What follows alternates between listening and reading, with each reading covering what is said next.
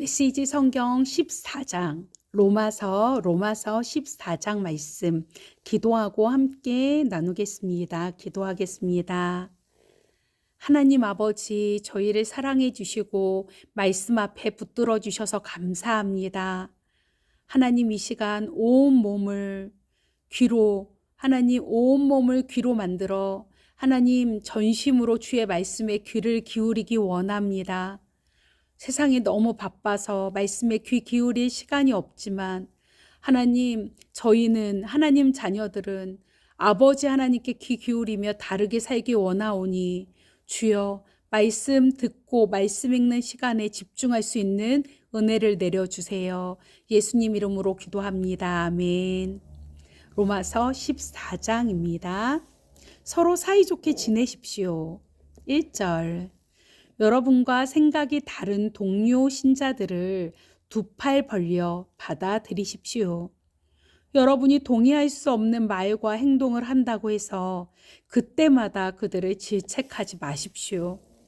주장은 강하나 여러분 보기에 믿음이 약한 사람들의 경우도 마찬가지입니다. 그들의 살아온 길이 여러분과 다르다는 사실을 기억하십시오.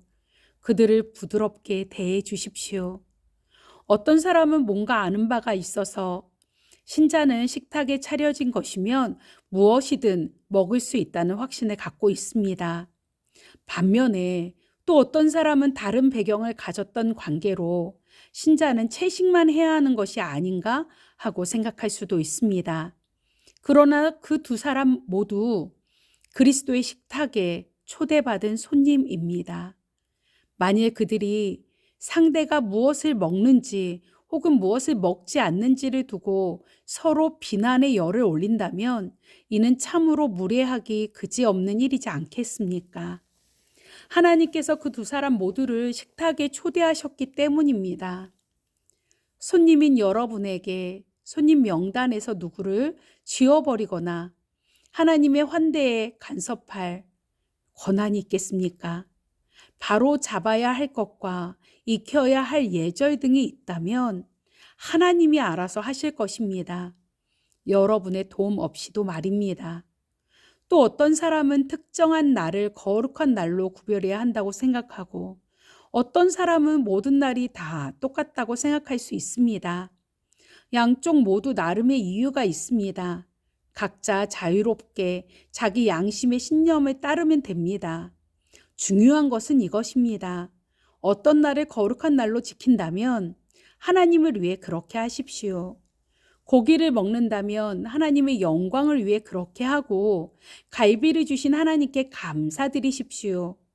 채식주의자라면 하나님의 영광을 위해 채식을 하고 브로콜리를 주신 하나님께 감사드리십시오. 이런 문제에 있어서 자기 마음대로 행동해도 괜찮은 사람은 아무도 없습니다. 우리는 서로에게가 아니라 하나님께 답변할 책임이 있습니다.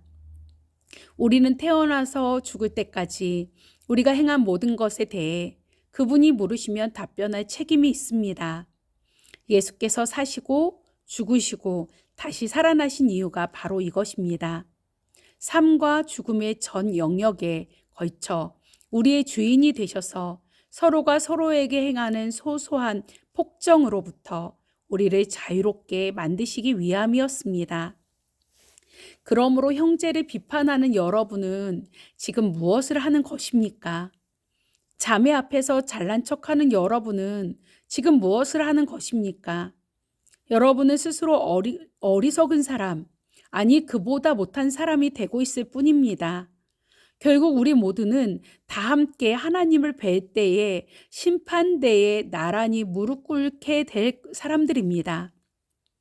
여러분이 비판적이고 잘난 척하는 태도를 취한다고 해서 그 심판대에서 여러분의 자리가 한치라도 더 높아지는 것은 아닙니다. 성경 말씀을 찾아 직접 읽어보십시오. 하나님이 말씀하신다. 내가 살아 숨쉬고 있기에 결국 모두가 내 앞에 무릎 꿇게 될 것이며 모든 혀가 있는 그대로의 진실을 말하게 될 것이다.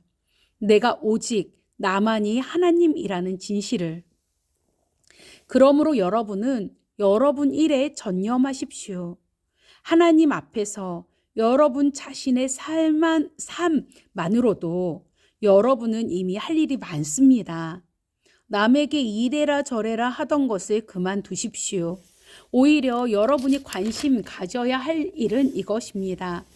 쓸데없이 다른 사람의 길에 끼어들어서 어려운 삶을 더 어렵게 만들지는 않는지 살피는 것입니다. 내가 확신하기로, 이는 예수께서 주신 확신입니다. 내가 확신하기로 모든 것이 그 자체로는 거룩한 것입니다. 물론 우리가 그것을 대하는 방식, 그것에 대해 하는 말들 때문에 그것을 더럽힐 수는 있습니다. 만일 여러분이 다른 사람이 먹는 것과 먹지 않는 것을 가지고 큰 화제거리로 만들어 그들을 혼란에 빠뜨린다면 여러분은 지금 그들과 사랑의 교제를 나누는 것이 아닙니다. 그렇지 않습니까? 기억하십시오. 그리스도께서 바로 그들을 위해 죽으셨습니다. 그런데 여러분은 고작 먹는 문제로 그들을 지옥에 보내겠다는 말입니까? 하나님이 축복하신 음식이 영혼을 독살하는 일에 이용되도록 놔두겠다는 말입니까? 하나님 나라는 무엇으로 배를 채우느냐 하는 문제가 결코 아닙니다. 하나님 나라는 하나님께서 여러분의 삶으로 무엇을 하시느냐 하는 문제입니다.